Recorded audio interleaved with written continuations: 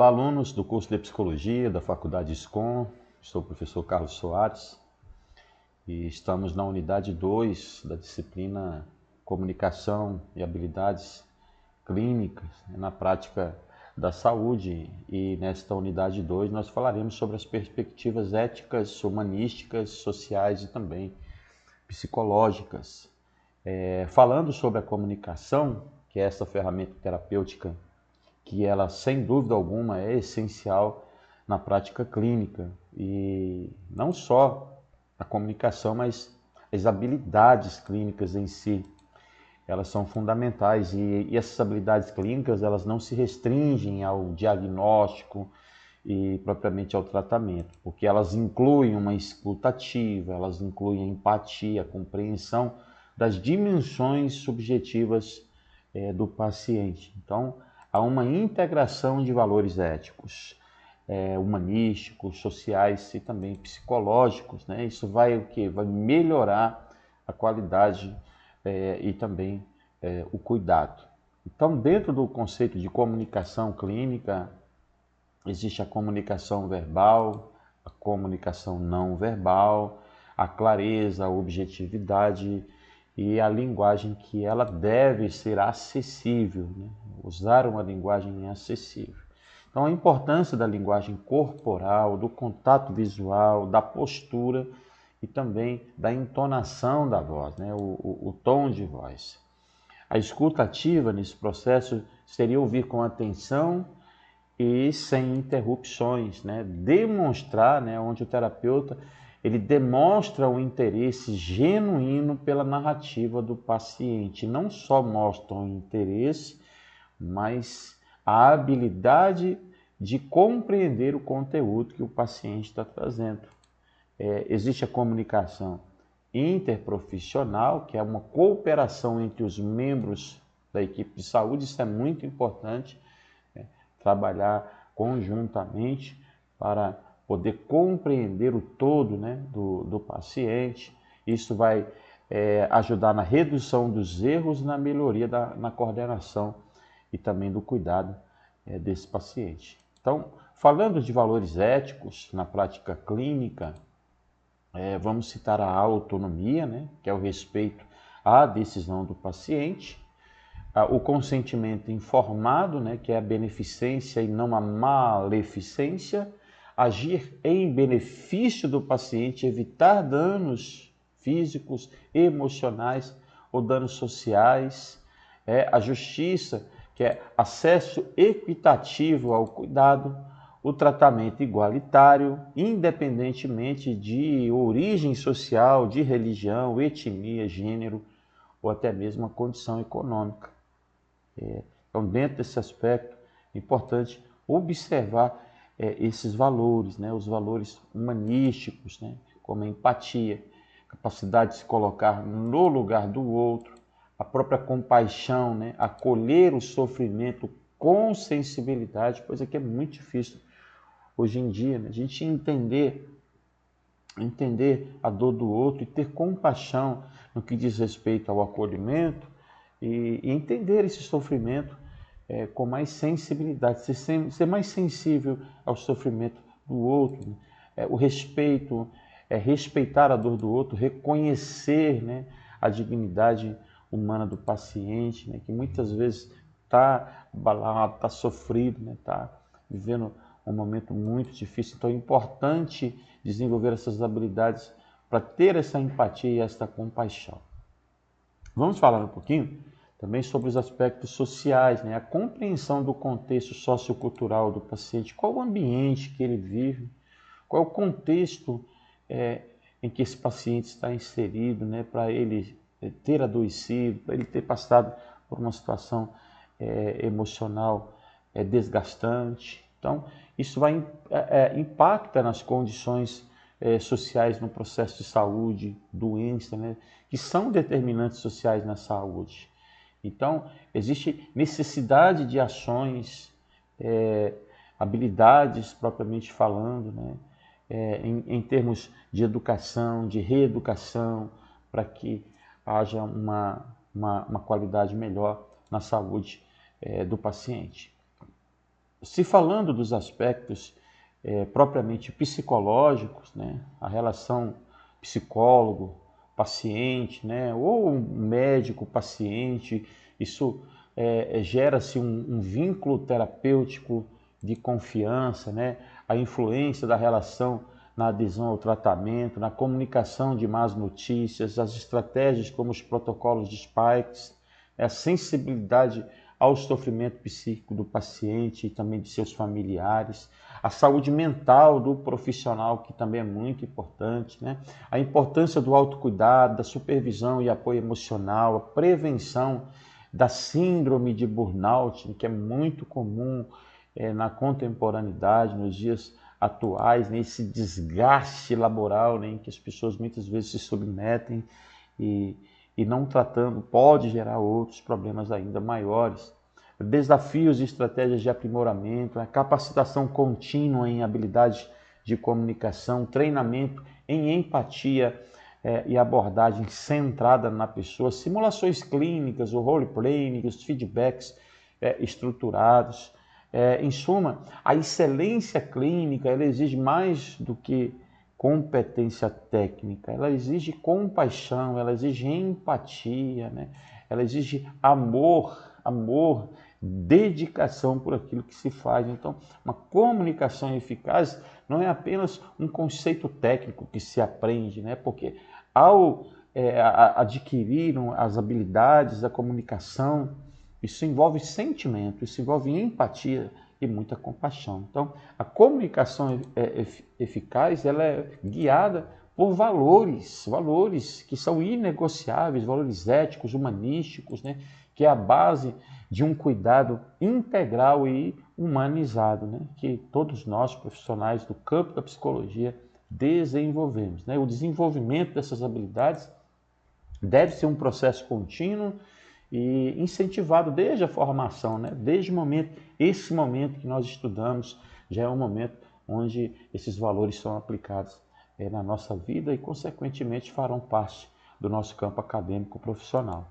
Treinamento, empatia, abordagem que é centrada na pessoa, né?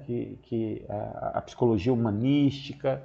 Então, alguns objetivos são importantes serem alcançados, né? Desenvolvendo uma capacidade de se colocar no lugar do outro, aquilo que nós chamamos de empatia, né? Aprimorar a escuta ativa. Só tem uma escuta ativa quem tem empatia, né? Escutar a dor do outro não é nada fácil. Absorver essa dor no sentido de ter empatia, no sentido de se colocar no lugar do outro é muito mais complexo ainda. Então, nós precisamos desenvolver, aprimorar essa escuta ativa com empatia, né? Promover uma prática clínica bem humanizada, bem individualizada, reduzir as resistências, aumentar a adesão ao tratamento e melhorar a experiência do paciente em que está sendo tratado. Então, existem alguns fundamentos da empatia na saúde, né?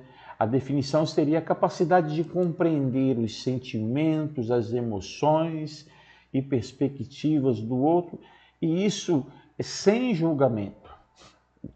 Então, a melhor definição de empatia seria esta, né? Capacidade de compreender os sentimentos, as emoções e perspectivas do outro, e isso sem julgamento. Os componentes da empatia seria a cognitiva, né? Entender o ponto de vista do outro, a emocional, sentir com o outro, e a comportamental, que é expressar essa compreensão de forma adequada. Então, existe uma diferença entre ter empatia e ser simpático. Né? A empatia ela se conecta, a simpatia muitas vezes distancia. Então, quando se fala da abordagem centrada na pessoa, o foco no paciente é como ser biopsicossocial é importante, porque esses princípios vai trazer alguma valorização da história pessoal do paciente. O compartilhamento de decisões, né? que é aquilo que chamamos de decisão compartilhada, a construção de vínculo e confiança, né? O respeito, a individualidade, a cultura, seus valores, suas crenças. Então, alguns modelos baseados nessa abordagem, né? Que nós vamos citar aqui, citando principalmente, né, falando de psicologia humanista, o modelo de Carl Rogers, né? O modelo de Carl Rogers, que lembrando que a psicologia humanista é a terceira força da psicologia, né? Utiliza-se de estratégias e técnicas de treinamento, né? O role playing, aqui são as dramatizações, a simulação de atendimentos com foco em escuta, acolhimento e manejo emocional, o feedback, que é muito importante, né? O feedback em grupo, a autoavaliação, análise de casos clínicos humanizados, estudo de casos reais que destacam a importância da empatia, as discussões em grupo sobre condutas centradas na pessoa, exercícios de escuta ativa, técnicas, né, silêncio terapêutico, parafrasear, validar as emoções, prática em duplas ou pequenos grupos, né, reflexão guiada, relatos de experiências clínicas que são desafiadoras, discussão sobre sentimentos despertados e estratégias empáticas usadas ou que poderiam ter sido usadas, o uso de ferramentas, questionários de empatia, né?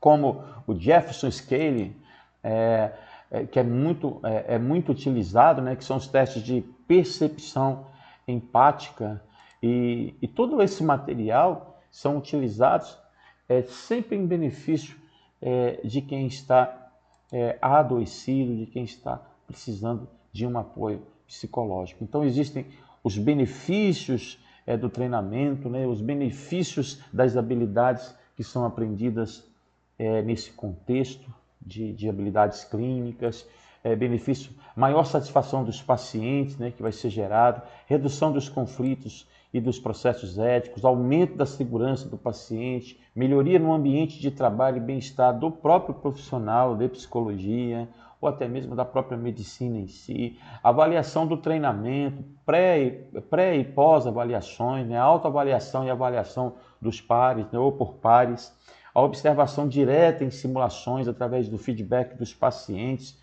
quando aplicável, né, diários reflexivos. Então, a empatia e a abordagem centrada na pessoa como estratégias aumenta a segurança do paciente. Então, o que você pode perguntar o que é a segurança do paciente? A segurança do paciente refere-se à redução do risco de danos desnecessários associados ao cuidado da saúde. Isso envolve ações que previnem erros, falhas de comunicação, omissões, e práticas que colocam o paciente em risco. A relação entre comunicação, a empatia e essa segurança, né, ela vai reduzir erros, a redução de erros de comunicação. Cerca de 70% dos eventos adversos são causados por falhas na comunicação. A comunicação ela precisa ser assertiva, ela precisa ser eficaz, né, a escuta ativa ela precisa ser importante.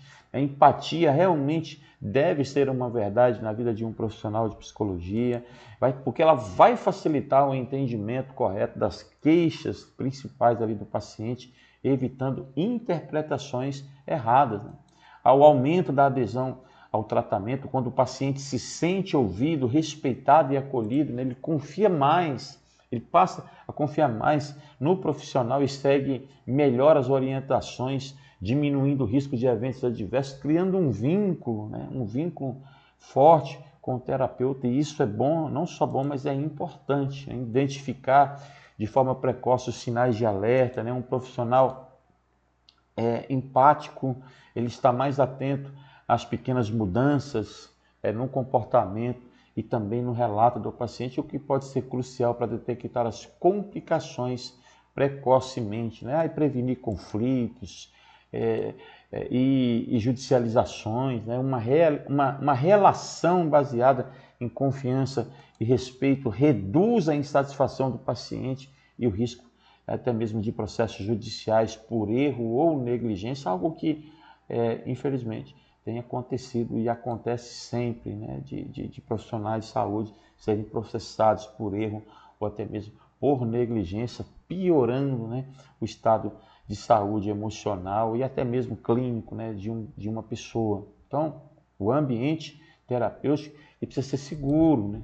E ele só vai ser seguro se houver essa empatia, né? Essa empatia ela favorece um clima emocional positivo, ela gera um clima muito positivo na terapia, onde o paciente se sente confortável para relaxar, né? Relaxar emocionalmente falando e relatar as suas dúvidas, seus erros, né? E os seus sintomas que muitas vezes são difíceis de serem falados. Então, essas habilidades são importantes, uma boa comunicação é importante para que o processo entre terapeuta e paciente tenha, tenha sucesso, né? O que eu quero dizer é isso, que tenha sucesso e o paciente possa se recuperar e ter uma qualidade de vida melhor e mais satisfatória. Então, estude, né, a unidade 2, a unidade 1, bons estudos e vamos para a unidade 3.